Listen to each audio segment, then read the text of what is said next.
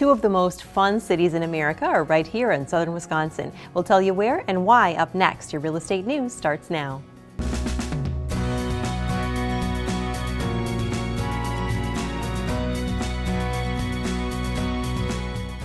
Thank you for watching your real estate news. I'm Stacy Hansen. Let's take a look at your headlines.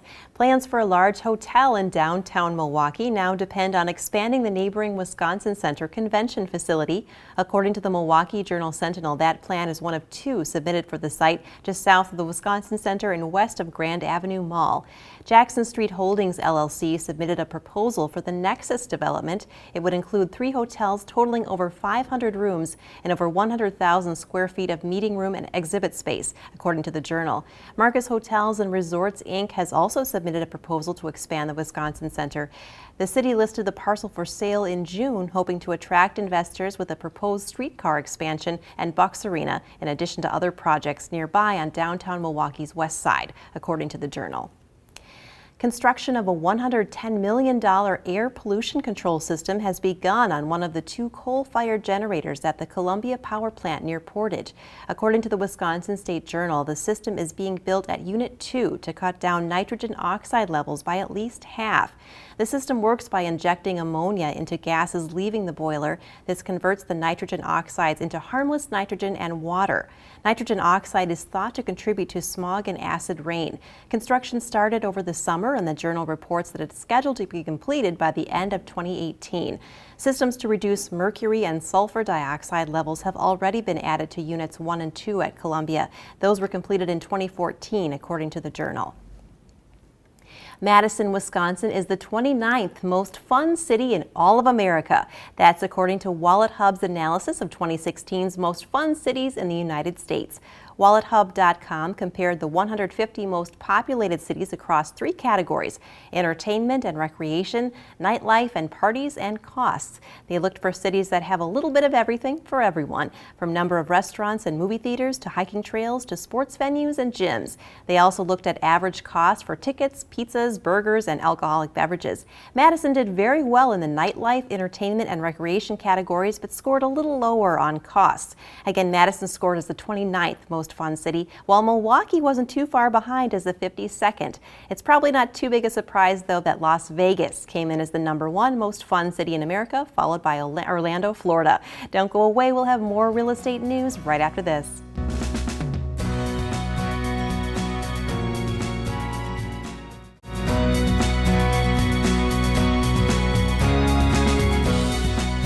Welcome back to the Real Estate News. I'm now with Kirsten Goggin from Century 21. Welcome back, Kirsten. Great to see you again. How are you? I'm wonderful. How are you?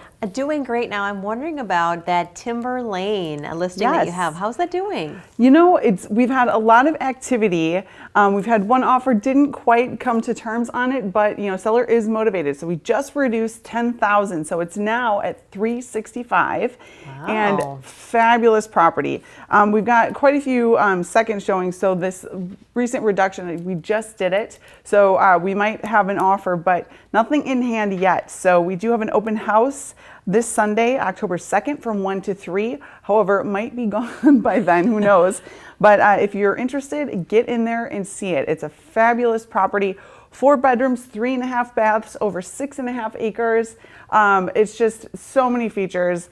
I don't even know where to start. You just really have to check out w5481timberlane.yours.com or kjsellsmadison.com. You can see the virtual tour, the floor plans, tons of pictures, and all of the features as well. Yeah, those virtual tours that you do are great. I feel like you get such a good sense of what the house looks like. Yep, I mean, it literally has the 3D floor plan, and it also has the regular ones too, if that's more your style. But on the 3D version, you can click on the room and it zooms you in. You're instantly like in the room, and then you can just move your mouse around. You can look 360 degrees and walk through with your mouse. So it's kind of neat.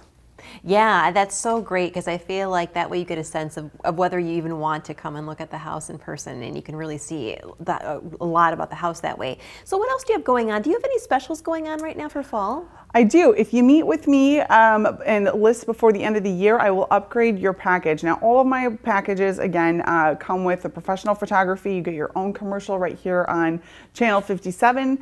And in addition to I've got lots of marketing packages. Check out sellwithkj.com. It's a new website that I put up just for people that are interested in selling. But if you meet with me before the end of the year and you decide to list, even if you list in the spring, I will upgrade your package for free, which means you get a separate website, you get the 3D floor virtual tour versus just the regular video tour, which is still amazing because it zooms in from Google Earth. But we'll give you a little incentive there since we do have a shortage of listings right now. Yeah, definitely want to take advantage of that because it's a great offer that you've got there. I also do, I usually do not discount because I do spend so much to market my properties. But if you're also purchasing with me, once you sell, I do give a discount in those cases. So meet with me, we can chat about it. Definitely take advantage of that. Well, thanks so much, Kirsten. Thank you. Have a great day.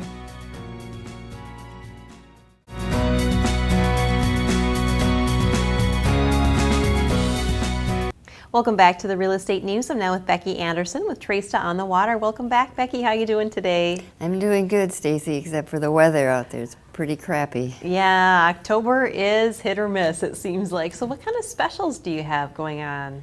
Well, we have a number of two-bedroom, two-bath penthouses and three-bedroom, three-bath penthouses. So we're going to run a special until the end of the year for early move-ins. You can get a month, I can move in a month early for no charge, or we will give a discount on the rent. And then there are other options of amenities that we have that we might be able to do something about also, such as storage or underground parking. How long are you running these specials for? We're going to run them through the end of the year. Okay. Oh, great. So people have definitely got some time to think about that and to move in, because these are some great deals you've got going on. You've also got some new hours as well. Yes, we're open from 10 to 5, Monday through Friday. And then we're open on weekends and evenings by appointment only. It's slowing down this time of year, and people aren't out and about, and we don't get that many walk-ins in the evening. Yeah, definitely. When it starts getting darker and darker and darker out earlier, people just kind of want to huddle where they are. So we talk a lot about Traceta just in general, and just kind of recap for our viewers, what makes your place special and different from some of the other luxury properties out there? Well, mainly is that our service, our management and our service, because we have a little store in our lobby. You walk in and it's like, am I in a hotel or am I in an apartment complex? And we've got TVs all over the place, the gaming room, a community room. We do not have a gym, we have fitness on demand, but we do have a fire pit and courtyard, patio terrace. So there's all kinds of places to be besides in your apartment. And your design too is really nice too. It's very modern, a little bit industrial, very trendy, I think. Very nice looking as well. So you also have too, we talk about some of the retail space you have too, right available to people very conveniently in the restaurant. Could you recap kind of what you've got there retail-wise? Yes, we have a yoga center and I Give 100 Fitness is what she's called. She's a trainer, and they're doing really well. And since we're like 80% occupied, they have built-in clientele, but the public does come for them. Also, the yoga has kids yoga. She has dog yoga, which is they did it out in the courtyard this summer, and it's just adorable. Are the dogs pretty good about doing the poses? They just kind of lay there and watch. Well, at least they're entertained. Well, Becky, thanks so much. This is your last time on the show, I understand, so we're going to miss you, but we appreciate all the information that you've given with us and the specials that you've shared with us today. Thank you so much, Stacy.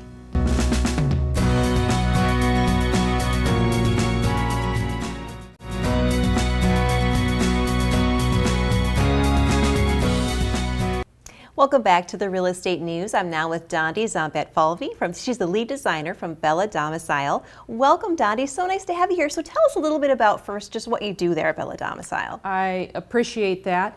Bella Domicile is a kitchen and bath design firm, and we partner with clients to create individual spaces just that are tailor-made for their needs and desires. So can you give us an example of how maybe remodeling a kitchen or a bath might increase the value of someone's home? You know, great point. I thought I'd bring a few visuals. Great, We've yeah. got some before and after. The two homes I'm going to show are actually homes that recently sold. So I think sometimes people are looking to move into a home that's ready to live in. They are not, wouldn't maybe be looking forward to remodeling a home. So in the kitchen that you see here, we basically kept the same floor plan for the clients, but you can see a dramatic change just in the finished materials. We did some green, bamboo type materials, and I think you can see a little bit of difference in the visuals there. Oh, yeah, I mean, that is a beautiful kitchen. Can you show us a bathroom too? Do you have one of those? Absolutely. This bathroom, we made a major change. We took out a bathtub, and because the client wanted to increase the size of their closet and then update the look. So you can take a look at some of the changes. We still kept the two vanity sinks and but made a much larger shower, and we're able to increase their storage and closet space as well. That looks great as well. Now I wonder, is it common for sellers to then mention who's designed for them in their MLS listing? Are you getting some credit there? Well, you know, interestingly enough, both of these jobs did, and the bathroom project actually won a national award. So that definitely, I don't know that it was integral to the sale, but it definitely was featured in the listing. Well, that's great too, because that gives you some credit on it as well if anyone's looking to have something similar done. Now, if somebody is interested in updating their space maybe before selling their home, what's the first step? Do they just contact you or get an idea of what they want? It's definitely make the call. We find that the whole process can be overwhelming for people. All they have to do is make a call. It's our job as the designer to identify what's frustrating them about the space and then come up with the solution. So phone a friend. Yeah, absolutely. And you're a great friend to have on your side. Well, thanks so much, Dondi. It was wonderful to meet you. Appreciate it. Thanks.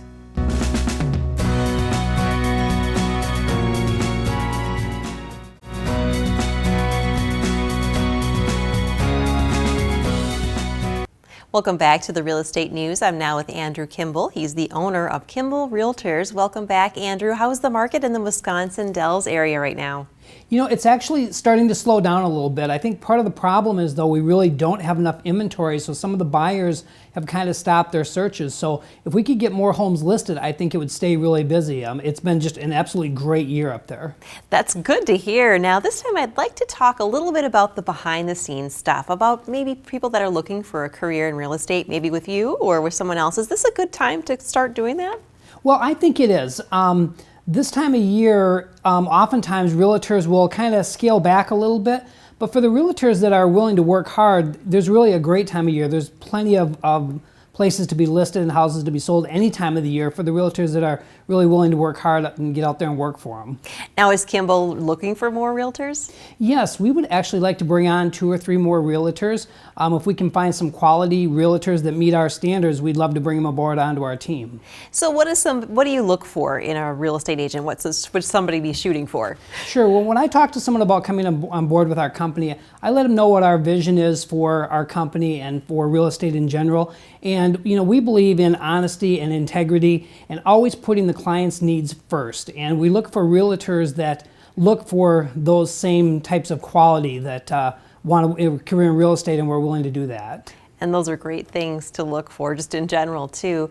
I wonder, what would you say makes your company different than other real estate companies? Why would somebody want to come and work for you? Sure, we're an independent company, so we're not a franchise, but we still are affiliated with the MLS, so we still have all the advantages of working with the multiple listing service. But by being an independent company, we have more flexibility in what we can offer in someone's schedule. We don't have mandatory floor times, but we do have a downtown office in Wisconsin Dells. If the realtor wanted to come in and work in the office and get leads generated from their office, they're welcome to do that, but they don't have the mandatory floor times.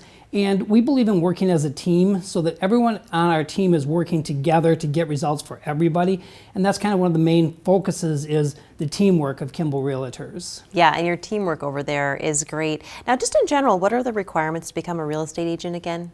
Yes, in Wisconsin, you do have to do 72 hours of coursework. That can be done online, which is a convenient way to do that. And then you also have to pass an exam, and there's also continuing education also. And if someone wanted to, find out more about what would be involved in getting into real estate and getting a career in real estate, they can definitely give me a call. Be glad to meet with them in the office or talk with them about how to get started in real estate. Yeah, that's exciting for everyone. So thanks so much, Andrew, for stopping by. Oh, you're welcome. Thanks for having me.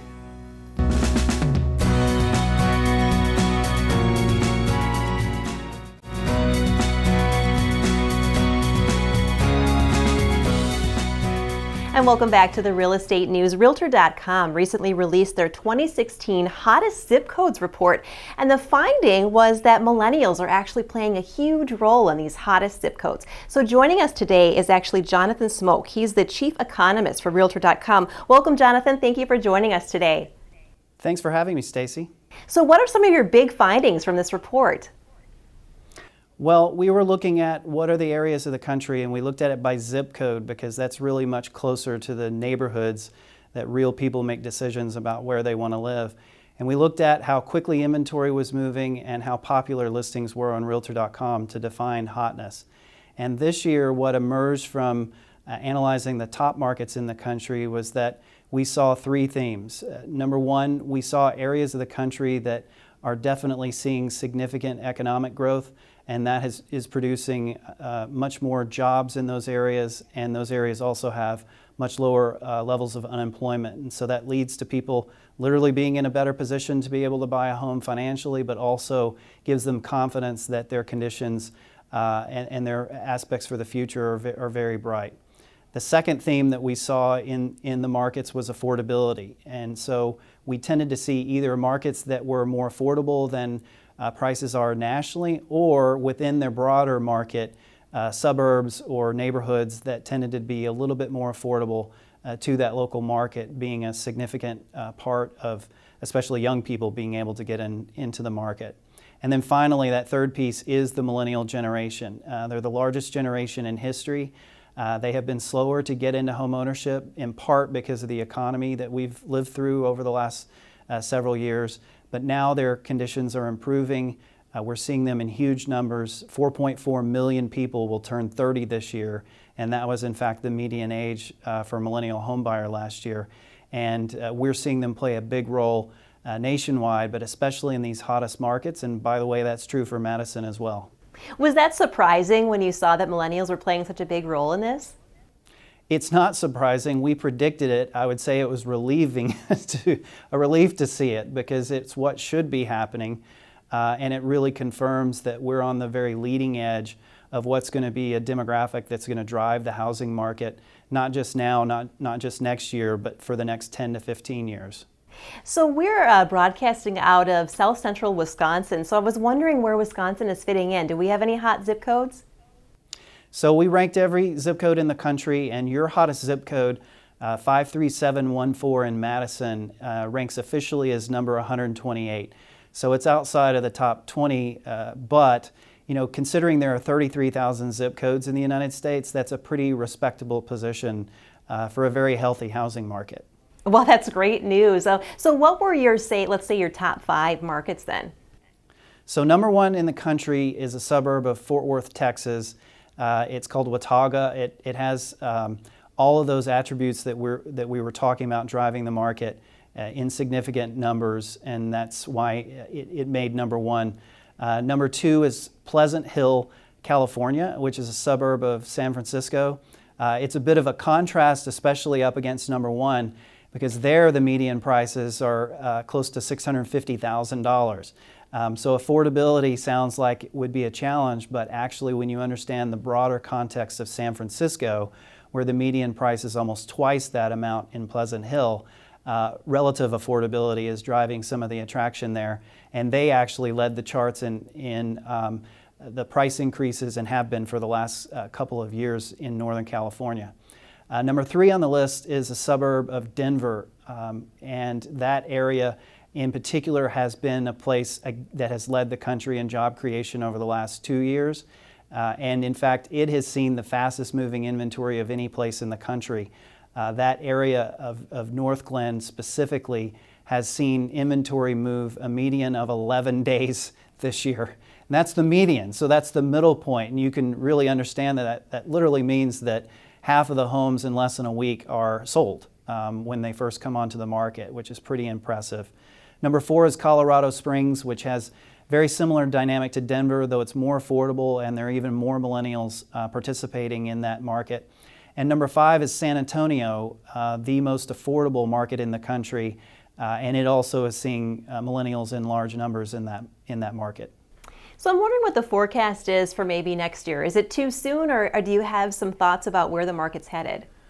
No, it's not too soon, because actually this time of the year, what we're seeing on Realtor.com is largely a reflection of who the buyers are going to be next year, because the typical home buying journey today is 9 to 12 months. And we really see a change at the end of July and into August of all the people who are trying to buy this year will have done so, and now we're shifting to people who are looking next year. And the good news is we're seeing demand continue to grow.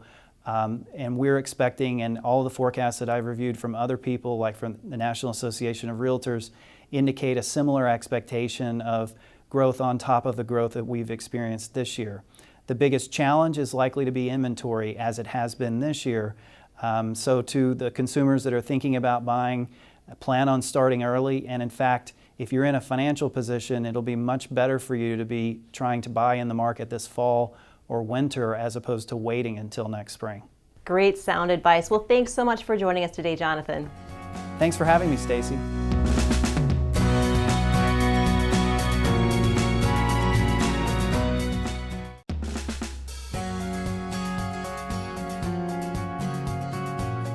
Special thanks to our guests for stopping by today, and to you, our viewers, for tuning in. Be sure to join us again next week. I'm Stacy Hansen for the Real Estate News, making a positive impact and leading the real estate market.